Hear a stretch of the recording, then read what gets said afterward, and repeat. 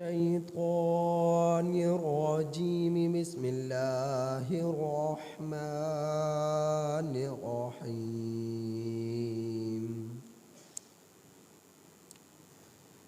قل اللهم مالك الملك تؤتي الملك من تشاء وتنزع الملك ممن تشاء وتعز من تشاء وتذل من تشاء بيدك الخير إنك على كل شيء قدير تولج الليل في النهار وتولج النهار في الليل وتخرج الحي من الميت وتخرج الحي من الميت وتخرج الميت من الحي وترزق من تشاء بغير حساب. یہ سورہ آل عمران کی آیت نمبر 26 تا 27. یہ سورہ آل عمران کی آیت نمبر 26 تا 27 آپ حضرات کے سامنے تلاوت ہوئے. ان آیات کریمہ کا ترجمہ یہ ہے: قل، اے میرے پیغمبر آپ کہہ دیجئے، اللہم، اے اللہ،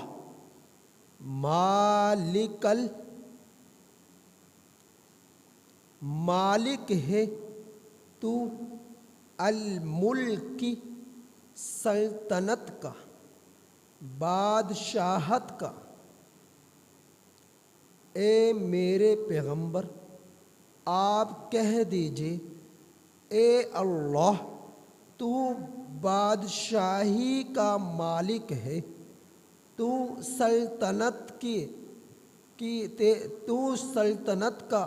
بادشاہ ہے. تو تل ملک، تو دیتا ہے سلطنت، تو دیتا ہے ملک، تو دیتا ہے بادشاہت، من تشاء، جسے چاہے، وتنزع الملک، اور تو چھین لیتا ہے بادشاہت، ملک، سلطنت، ممن تشاء، جس سے چاہے، وتعز، اور تو دیتا ہے عزت، من تشاء، جسے چاہتا ہے، وتذل، اور تو عزت چھین لیتا ہے،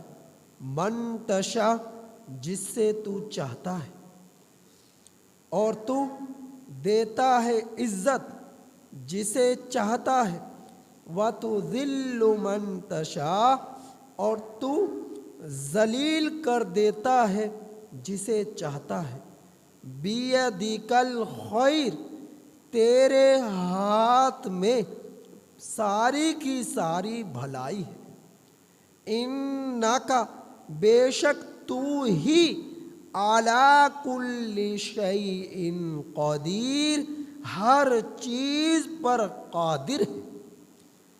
تولج اللیل، تو داخل کرتا ہے رات کو، فی النہار، دن میں، وتولج النہار، اور تو داخل کرتا ہے دن کو، فی اللیل، رات میں، وتخرج الحی، اور تو نکالتا ہے زندہ کو، من المیت، مردہ سے، وتخرج المیت، اور تو نکالتا ہے مردہ کو، من الحی، زندہ سے، وَتَرْزُقُ اور تو دیتا ہے رزق، من تشاء جسے چاہے، بغیر حساب بغیر حساب کے۔ اللہ،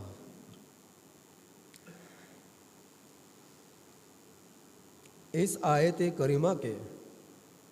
ائمہ تفاسیر نے مختلف شان نزول، سبب نزول، شان ورود نقل فرمائے ہیں تفاسیر میں۔ اللہ کے رسول صلی اللہ علیہ وسلم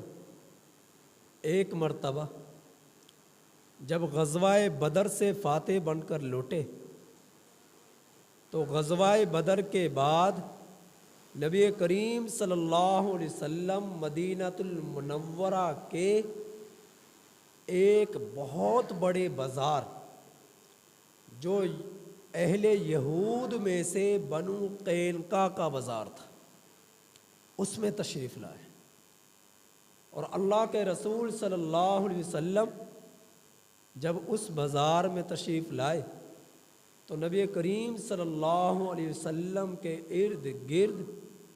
بہت سے مسلمان جمع ہو گئے، اہل یہود جمع ہو گئے، اہل نصارہ جمع ہو گئے، اہل مشرکین جمع ہو گئے، منافقین جمع ہو گئے، سب کے سب لوگ نبی کریم صلی اللہ علیہ وسلم کے ارد گرد جمع ہو گئے۔ تو نبی کریم صلی اللہ علیہ وسلم نے لوگوں کو خوشخبری سنائی، اور وہ خوشخبری یہ تھی کہ اے لوگوں، اے مسلمانوں، جس طرح تمہیں تمہارے رب نے غزوہ بدر سے فاتح بن کر واپس لوٹایا اور تم دشمنان اسلام کو شکست دے کر واپس لوٹے ہو، ان قریب تم لوگ ایران اور روم کی حکومتوں پر بھی غالب آؤ گے۔ ان قریب تم لوگ ایران اور روم کی حکومتوں پر بھی غالب آؤ گے، یہ اللہ کے رسول صلی اللہ علیہ وسلم نے فرمایا۔ ایران جو تھا، یہ ایران، اس کے بادشاہ کا نام کسریٰ تھا، اور روم جو ہے اس کے بادشاہ کا نام قیصر تھا، اور یہ اس وقت کی سپر پاور حکومتیں تھیں، اور ایران کے ماتحت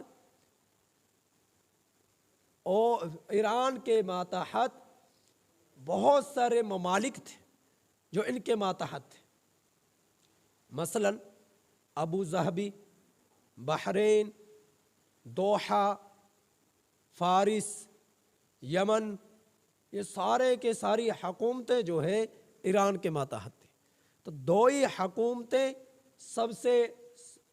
پاور میں تھی اس زمانے میں، روم اور ایران۔ تو اللہ کے رسول صلی اللہ علیہ وسلم نے جب فرمایا کہ ان قریب اے مسلمانوں، جس طرح تمہیں تمہارے رب نے غزوہ بدر میں فاتح بن کر واپس لوٹایا ہے، اسی طرح تمہارا رب تم لوگوں کو روم اور ایران پر غلبہ عطا فرمائے گا، اور ان پر تمہاری حکومتیں ہوں گی۔ جب نبی کریم صلی اللہ علیہ وسلم نے یہ ارشاد فرمایا تو منافقین، مشرکین، اہل یہود یہ کہا لگانے لگے، استہزاء کرنے لگے، اور جو ہے آوازیں کسنے لگے، مذاق اڑا رہے تھے کہ اے مسلمانوں، تم لوگ ابھی ایک چھوٹی سی جماعت کہ جو نا تجربہ کار تھی، اس سے پر فاتح بن کر واپس لوٹے ہو، اور یہ جو حکومت ہے روم اور ایران کی، یہ حکومتیں ایسی ہیں جو انتہائی منظم قسم کی حکومتیں ہیں، ان پر غلبہ پا جانا اتنا آسان نہیں ہے کہ جتنا تم نے آسان سمجھ لیا۔ تو یہ لوگ یہ کہنے لگے، اور تھا بھی ایسا ہی، اس وقت کی سپر پاور حکومتیں تھیں یہ، ان پر غلبہ پا جانا آسان کام نہ تھا، لیکن اللہ جل جلالہ کی طرف سے جب نوید آ جائے، خوشخبری آ جائے اور اللہ کی مدد جس کے ساتھ ہو جائے، پھر دنیا کی حکومتیں کیا حیثیت رکھتی ہیں، دنیا کی حکومتوں کی کیا حیثیت ہے۔ اللہ رب العزت نے مسلمانوں کو بہت ہی زیادہ عروج عطا فرمایا، بہت ہی زیادہ اللہ رب العزت نے مسلمانوں کو طاقت عطا فرمائی، اور یہ سارا کا سارا ایمان کی بدولت تھا، اسلام کی بدولت تھا، اپنے رب کے وحدہ لا شریک پر یقین اور بھروسے کی وجہ سے تھا کہ یہ لوگ جو ہے دنوں ہی دنوں میں پورے دنیا کے اندر اسلام کے چرچے ہونے لگے، اور اللہ رب العزت نے روم اور ایران پر ان کو فاتح بن کر دکھایا اور ان کو حکومت عطا فرما کر دکھائی۔ کہ آپ نے دیکھا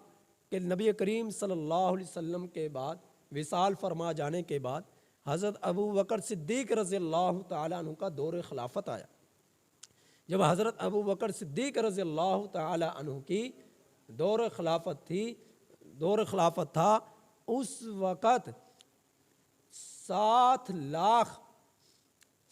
لاکھ جنگ یرموک میں دشمنان اسلام کی تعداد تھی،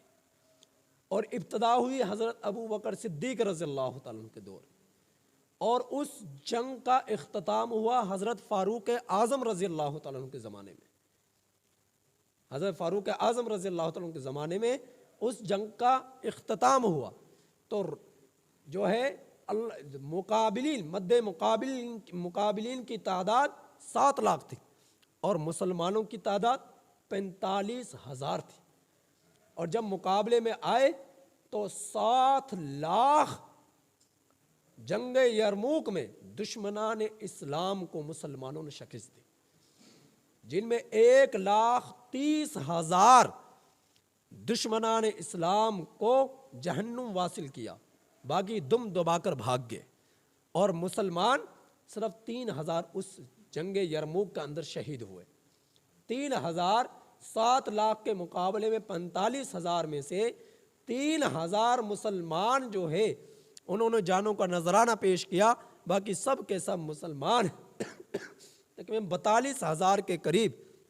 فاتح بن کر واپس لوٹے۔ تو جنگ یرموک میں اس طرح ذلت آموز شکست دی مسلمانوں نے، جس کا ایک طویل زمانہ تھا، لڑتے لڑتے کہ حضرت ابو بکر صدیق رضی اللہ تعالیٰ عنہ کے زمانے میں شروع ہوئی اور حضرت فاروق اعظم رضی اللہ تعالیٰ عنہ کے زمانے میں ختم ہوئی۔ تو اللہ رب العزت نے یہ جو نوید سنائی، خوشخبری سنائی کہ تم مسلمانوں کے حکومت عنقریب تم لوگ جو ہے روم پر بھی غالب آؤ گے، فارس پر بھی غالب آؤ گے، یمن پر بھی غالب آؤ گے، ایران پر بھی غالب آؤ گے، بحرین پر بھی غالب آؤ گے، اور مسقط پر بھی غالب آؤ گے، ابو ظہبی پر بھی تم غالب آؤ گے، دوحہ پر بھی تم غالب آؤ گے۔ یہ ساری خوشخبریاں اللہ کے رسول صلی اللہ علیہ وسلم نے مسلمانوں کو دی، تو جب انہوں نے استہزاء کیا، مذاق اڑایا کہ تھوڑی سی جماعت کس طرح یہ غالب آ سکتی ہے اس وقت کی سپر پاوروں پر، کس طرح غالب آ سکتی ہے، تو استہزاء کرنے لگے۔ تو میرے رب نے قرآن کریم کی ان آیات کریم کا نزول فرمایا، قل اللہم مالک الملک، آپ کہہ دیجئے اے میرے پیغمبر ان بدبختوں کو کہ اے اللہ تو ہی سلطنت کا بادشاہ ہے، تو جسے چاہتا ہے سلطنت عطا فرماتا ہے، جسے چاہتا ہے اس سے سلطنت کو چھین لیتا ہے، یہ تیرے اختیار میں ہے، تیرے طاقت میں ہے، تیرے اختیار میں ہے، تو جسے چاہتا ہے عزت دیتا ہے، جسے چاہتا ہے ذلیل کرتا ہے۔ تو اللہ رب العزت نے ان آیات کریمہ کا نزول فرمایا۔ دوسرا شان نزول ان آیات کریمہ کا جو نقل کیا گیا وہ یہ تھا کہ نبی کریم صلی اللہ علیہ وسلم جب غزوہ بدر اور غزوہ احد سے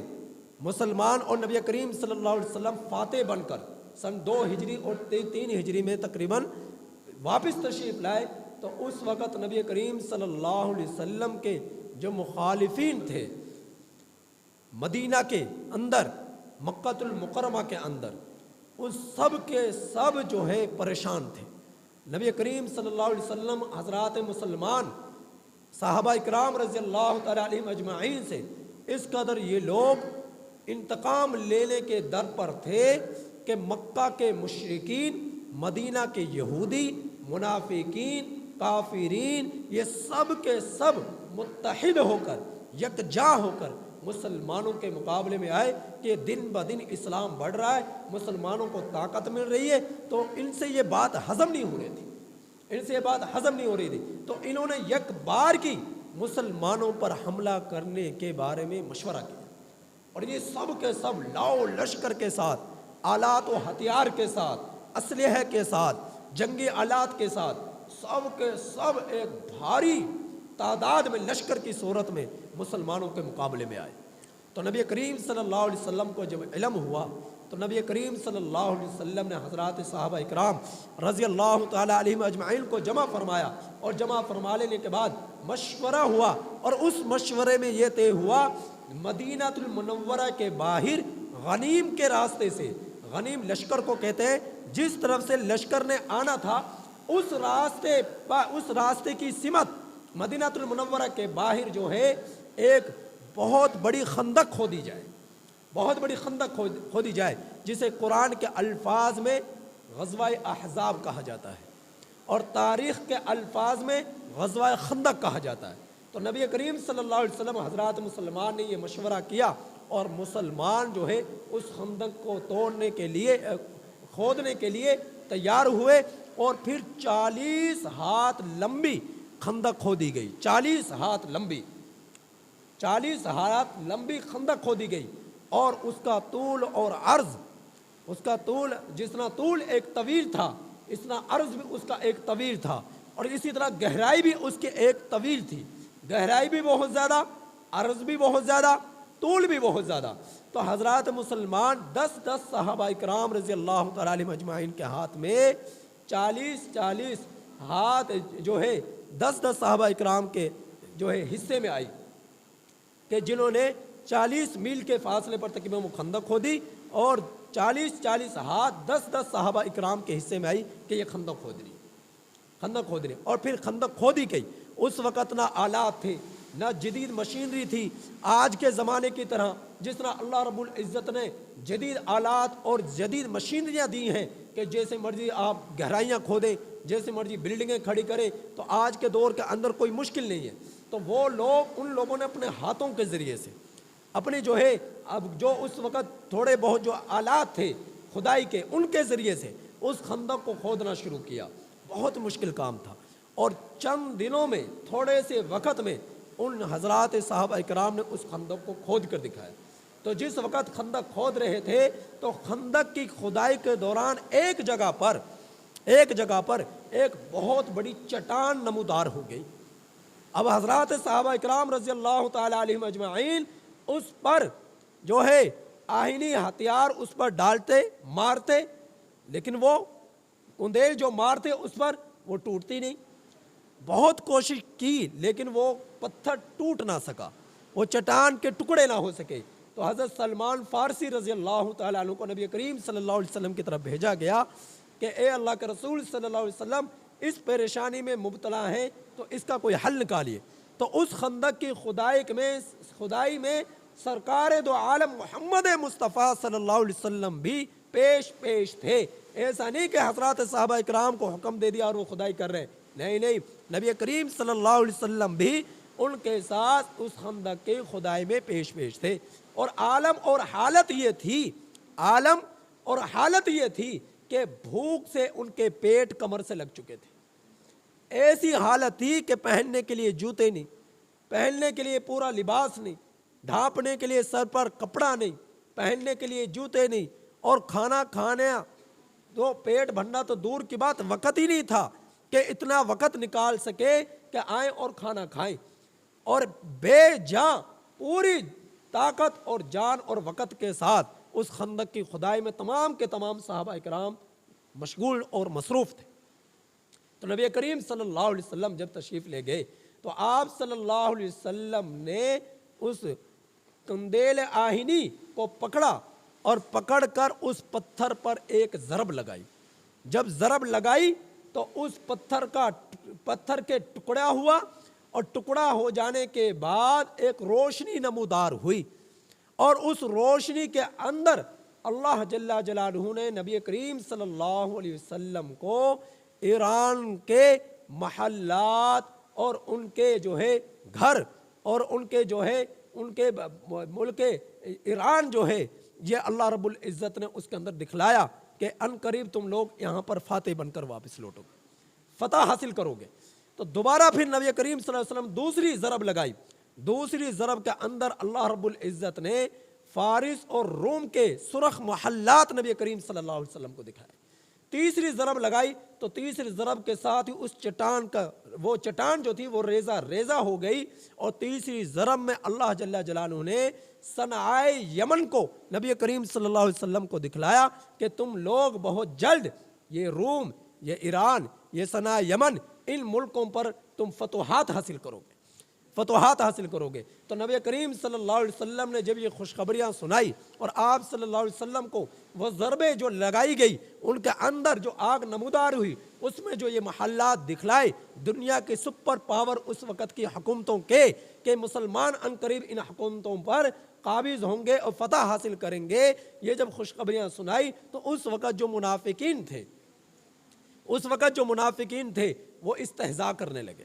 مذاق کرنے لگے اور جو ہے مذاق اڑانے لگے کہ یہ لوگ جن کے پاس کھانے کے لیے، بھوک مٹانے کے لیے کھانا نہیں، جن کے پاس بدن چھپانے کے لیے لباس نہیں، جن کے پاس پہننے کے لیے جوتے نہیں، یہ لوگ فاتح بنیں گے، ملک کے سپر پاور اس وقت کی حکومتوں پر غلبہ حاصل کریں گے، یہ کیسے ممکن ہے؟ تو وہ لوگ جو ہے استہزاء اور مذاق کرنے لگے۔ تو میرے رب نے قرآن کریم کی ان آیات کریمہ کا نزول فرمایا۔ کیا آیات تھی؟ قل، اے میرے پیغمبر، اے میرے حبیب آپ کہہ دیجئے، اللہم مالک الملک، اے اللہ تو ہی سلطنت کا بادشاہ ہے، تؤتی الملک من تشاء، تو دیتا ہے سلطنت جسے چاہتا ہے، وتنزع الملک ممن تشاء، اور تو چھین لیتا ہے سلطنت جسے چاہتا ہے، وتعز من تشاء، اور تو دیتا ہے عزت جسے چاہتا ہے، وتذل من تشاء، اور تو کرتا ہے ذلیل جسے چاہتا ہے، بیدک الخیر، ساری کی ساری بھلائیاں تیرے ہی ہاتھ میں ہیں۔ بیدک الخیر کے ساتھ الشر کا الفاظ بھی آ سکتے تھے۔ تو اللہ اس لفظ سے معلوم یہ ہوا کہ کائنات کے اندر جتنی بھی چیزیں ہیں سب کی سب چیزوں میں خیر ہی خیر ہے۔ وہ الگ بات ہے کہ انسان اپنے ہاتھوں کے بل بوتے پر خیر کو بھی شر بنا لیتا ہے۔ یہ پوری کائنات اور دنیا کی حیثیت بالکل ایسے ہی ہے جیسے انسان کے ظاہری وجود کے لیے اس کے اعضاء، اس کی کھال، اس کی چمڑی، اس کے آنکھ، اس کے کان، اس کا دل، اس کی انگلیاں، اس کے پاؤں، جیسے اس کے وجود میں حسن عطا کرتے ہیں، حسن میں اضافہ کرتے ہیں، تو یہ کائنات کی ساری چیزیں ایسی ہی ہیں۔ ہر چیز میں میرے رب نے خیر رکھی ہے،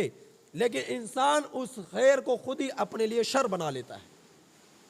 تو اگر انسان کے جسم سے کھال کو اتار دیا جائے، اعضاء کو کاٹ دیا جائے، صرف چہرہ رہ جائے، تو آپ کے چہرے کو حسن میں کیا یہ اضافہ کرے گا؟ آنکھوں کو نکال لیا جائے، ہونٹوں کو کاٹ دیا جائے، کانوں کو کاٹ دیا جائے، کیا آپ کا حسن باقی رہے گا؟ تو کائنات کے اندر یہ اللہ رب العزت نے جتنے بھی اپنی قدرت سے چیزوں کو وجود دیا ہے عدم سے، یہ ساری کی ساری چیزیں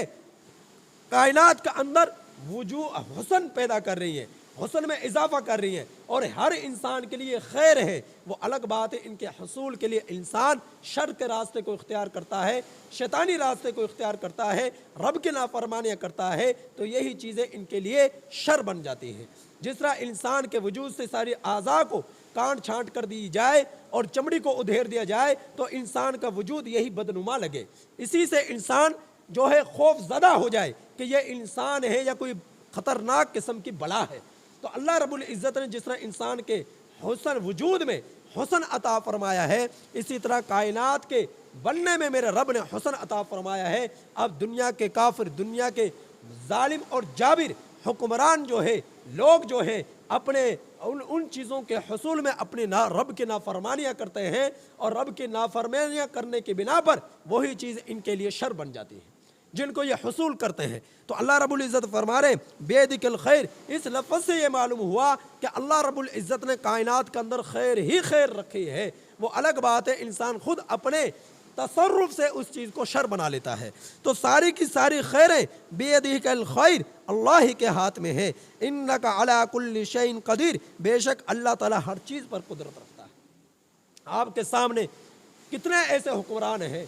غریب تھا، اللہ رب العزت نے ان کو تخت شاہی پر بٹھا دیا۔ جو تخت شاہی پر تھے اللہ رب العزت نے انہیں قید خانوں میں ڈال دیا۔ آپ کے سامنے ملک پاکستان کی تاریخ یہ بتلاتی ہے، چور ڈاکو جو ہے ملک کے حکمران بنے، اور جو ہے عزت دار لوگ جو ہے وہ جیلوں کے نذرانے ہوئے۔ تو اللہ رب العزت جسے چاہتا ہے اسے ذلیل کر دیتا ہے، جسے چاہتا ہے اسے عزت دے دیتا ہے۔ غریب کو چاہے تو تخت شاہی پر بٹھا دے، اور امیر کو چاہے تو تخت شاہی سے اتار کر جو ہے اسے قید خانے کے اندر بھیج دے۔ یہ سب میرے رب کے ہاتھ اور اختیار میں ہے، قبضہ قدرت میں ہے۔ اگلی آیت کریمہ میں میرے رب نے فرمایا تولج اللیل، اللہ ہی وہ ذات ہے جو رات کو داخل کرتی ہے فی النہار، دن کے اندر، وتولج النہار فی اللیل، اور دن کو داخل کرتا ہے رات کے اندر۔ آپ اپنی آنکھوں سے دیکھتے ہیں، آپ اپنی آنکھوں سے دیکھتے ہیں گرمی سردیوں کے جو ہے انقلاب میں، گرمی اور سردی کے انقلاب میں، تغیر میں، تبدیلی میں کس طرح کبھی راتیں بڑی ہو گئی، کبھی دن بڑا ہو گیا، کبھی رات کے اندر دن داخل ہو گیا، کبھی دن کے اندر رات داخل ہو گئی۔ تو یہ سب کس کے قبضہ قدرت میں؟ میرے اور آپ کے پوری کائنات کے رب کے قبضہ قدرت میں ہے۔ اور فرمایا وَتُخْرِجُ الْحَيَّ مِنَ الْمَيِّتِ، اور نکالتا ہے زندہ کو مردہ سے۔ آپ نے دیکھا نہیں کہ کس طرح اللہ رب العزت بیضا انڈے کو مرغی کے جاندار کے جسم سے نکالتا ہے، اور مردہ سے یعنی بیضا انڈے سے اللہ رب العزت جاندار کو نکالتا ہے۔ کس طرح نطفے سے، بے جان سے اللہ رب العزت انسان کو وجود دیتا ہے، اور انسان سے، جاندار سے اللہ رب العزت نطفے کو وجود دیتا ہے۔ اللہ رب العزت کے یہ سارا کا سارا قبضہ قدرت میں ہے۔ تو جس طرح اللہ رب العزت دن کو داخل کرتا ہے رات میں، رات کو داخل کرتا ہے دن میں، اسی طرح میرے رب کے قبضہ قدرت میں یہ بھی ہے کہ جسے چاہے مردہ سے زندگی دے دے، جسے چاہے زندگی سے مردے کی صورت میں نکال دے، اور اسے جو ہے حیات بخش دے۔ یہ سب میرے رب کے قبضہ قدرت میں ہے۔ تو فرمایا وَتُخْرِجُ الْحَيَّ، نکالتا ہے زندہ کو، مِنَ الْمَيِّتِ، مردہ سے، وَتُخْرِجُ الْمَيِّتَ مِنَ الْحَيِّ، اور نکالتا ہے مردہ کو زندہ سے۔ تو اللہ رب العزت مزید اس کے مفہوم میں جائیں تو جسے چاہے اسے علم عطا فرما دے، جسے چاہے اسے علم چھین کر اسے جہالت عطا فرما دے، جسے چاہے رات دن، ایک دن 24 گھنٹے کا ہے، اس 24 گھنٹے میں تاریکی کو داخل کر دے، اس 24 گھنٹے میں روشنی کو داخل کر دے، اس 24 گھنٹے میں روشنی اور تاریکی دونوں کو ایک ساتھ جمع کر دے۔ میرے رب کے اختیار میں اس کے لیے کوئی چیز مشکل نہیں۔ تو فرمایا وَتَرْزُقُ مَن تَشَاءُ بِغَيْرِ حساب، وہ رزق دیتا ہے بغیر حساب کے جسے چاہتا ہے، وہ بغیر حساب کے جسے چاہتا ہے رزق عطا فرماتا ہے۔ آج پوری دنیا کی دوڑ جو ہے رزق کے حصول کے لیے لگ گئی۔ رزق کے اندر صرف یہ نہیں کہ کھا لیا پی لیا بس یہی رزق کا مفہوم ہے۔ رزق کے مفہوم میں مفہوم وسیع تر ہے۔ رزق کہتے ہیں ہر اس چیز کو جس سے انسان اپنی ضرورت پوری کرے، اور ضرورت سے بڑھ کر اپنی خواہش کو اس کے اندر جنم دے دے، اسے کہتے ہیں رزق۔ اب چاہے وہ پہننے سے متعلقہ ہو، اب چاہے وہ اوڑھنے سے متعلقہ ہو، اب چاہے وہ رہنے سے متعلقہ ہو،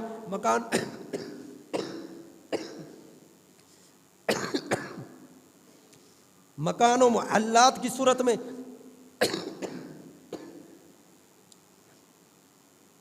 اب چاہے وہ کھانے پینے سے متعلقہ ہو۔ اللہ رب العزت جو ہے بغیر حساب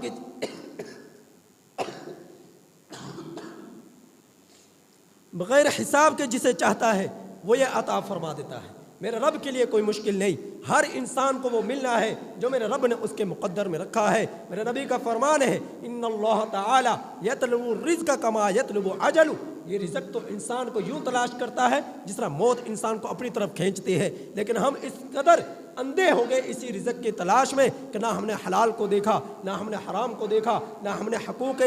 نسواں کو دیکھا، نہ ہی ہم نے حقوق مخلوق کو دیکھا، نہ ہی ہم نے حقوق انسانوں کو دیکھا، نہ ہی ہم نے حقوق جاندار کو دیکھا، نہ ہی ہم نے حقوق معاملات کو دیکھا۔ ہم نے کسی چیز کی طرف نظر نہ کی۔ ہر انسان ہوس کے اندر، شہوت کے اندر ایسا مگن ہوا کہ اس نے اپنے رب کی نعمتوں کو حاصل کرنے کی خاطر حرام اور حلال کے راستے کو دیکھے بغیر ان کے حصول میں اپنی پوری کی پوری طاقتیں صرف کر دی، اور پھر اللہ رب العزت نے اس کی زندگی کو ذلت والی زندگی بنا دیا، رسوائی والی زندگی بنا دیا، اور جو ہے بدنما والے دھبے لگ گئے، ایسی زندگی بنا دی۔ تو میرے بھائیوں، اللہ رب العزت نے جو رزق عطا فرمانا ہے وہ مل کر رہے گا، اب چاہے وہ شیطانی راستے کو اختیار کر حاصل کرے، اب چاہے وہ رب چاہے راستے کو اختیار کر کے حاصل کرے، رزق تم سے کوئی چھین نہیں سکتا۔ وما من دابۃ فی الارض الا علی اللہ رزقها ویعلم مستقرها، ہر جاندار کا رزق میرے رب کے قبضہ قدرت میں ہے، چاہے وہ ایک دن کے لیے آئے، چاہے وہ ایک گھنٹے کے لیے آئے، چاہے وہ 60 70 100 برس دنیا میں گزارنے کے لیے آئے،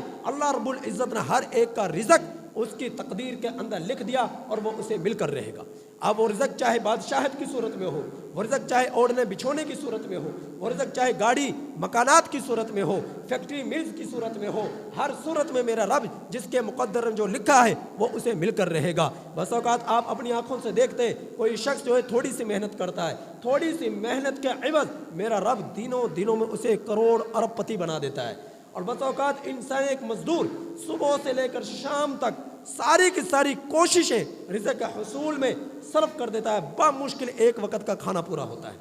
بامشکل ایک وقت کا کھانا پورا ہوتا ہے۔ پھر حاسدین درمیان میدان میں آتے ہیں، وہ کہتے ہیں اس کو کیوں ملا زیادہ، اس کو کیوں ملا کم،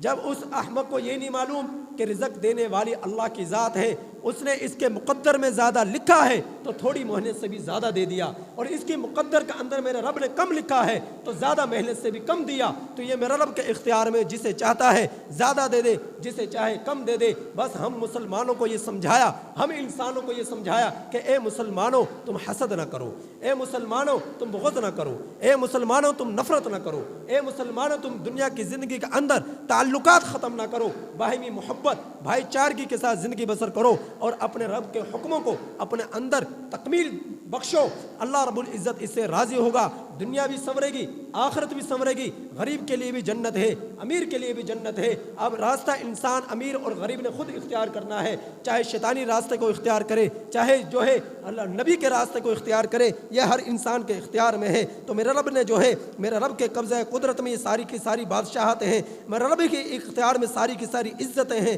میرے رب ہی کے اختیار میں ساری کی ساری ذلتیں ہیں، میرے رب کی اختیار میں یہ کائنات کا نظام ہے۔ اللہ تعالیٰ سے دعا ہے کہ اللہ تعالیٰ ہمیں ان نظام کائنات کے تغیر و تبدیلی کو دیکھتے ہوئے اپنے رب پر کامل یقین ایمان عطا فرمائے، اور بھروسہ عطا فرمائے، اور آخرت کی فکر عطا فرمائے۔